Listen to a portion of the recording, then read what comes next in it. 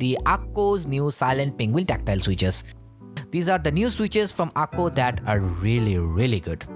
I think they are currently the best tactile switches on the market. Why? Let me explain. As for the specs, it's a 5-pin tactile switch, the housing made of PS66 material.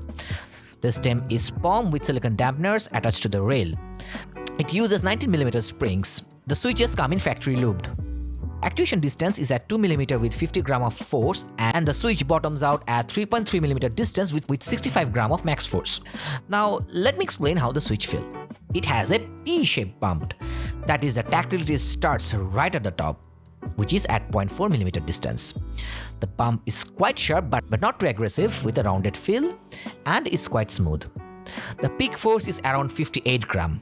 The tactility is kind of similar to that of Durox Soundfloor if I have to draw a comparison. The best part about this switch is that it isn't as mushy as the other silent switches out there.